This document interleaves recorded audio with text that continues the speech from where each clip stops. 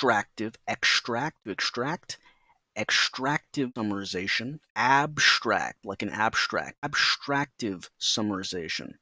Number 3, sentence compression. And number 4, keyword extraction. I'm sure there are others, but that's a great place to start.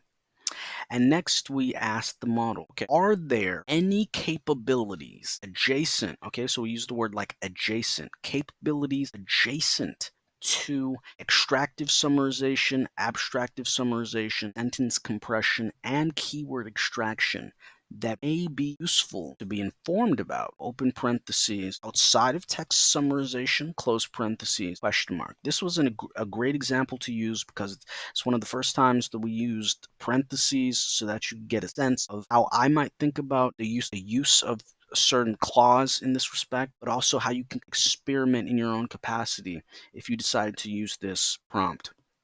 So again, the response that we got was, okay, there are different additional capabilities, and they listed them down. They said 1, text generation, 2, text classification, 3, named entity recognition, 4, part speech tagging, 5, dependency parsing, 6, information extraction. And those were really interesting to use. Okay, so next, in the 4th prompt that we used in terms of chain of thought, we said elaborate on text classification, part of speech tagging, and dependency parsing.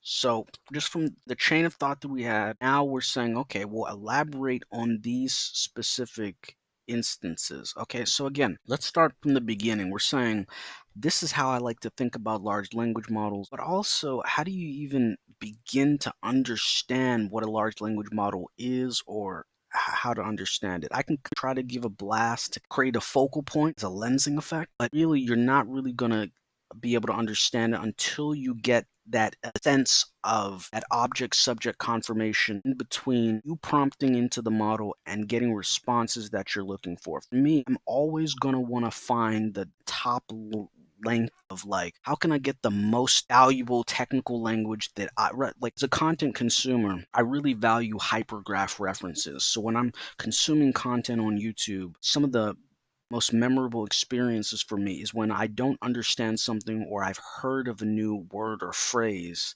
in a video, and then I can actually search that as a hypergraph edge, as a hypergraph reference, and then find content on that where it's like, oh wow, well now I'm getting exposed to new content creators. Now I actually understand what this is, so it can be layered within my understanding. But this is like, okay, this is a baseline for large language models. So for some people, it's just like, okay, I'm using this for work.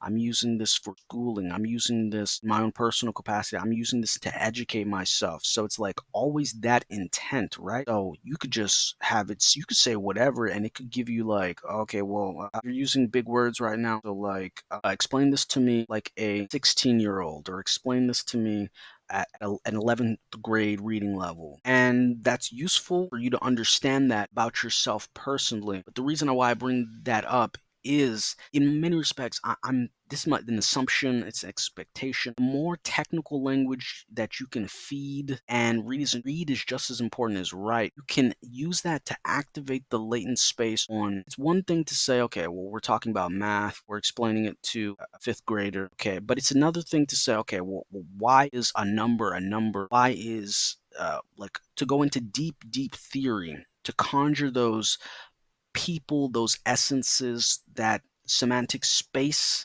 that has that detail, those details of that in-depth theory.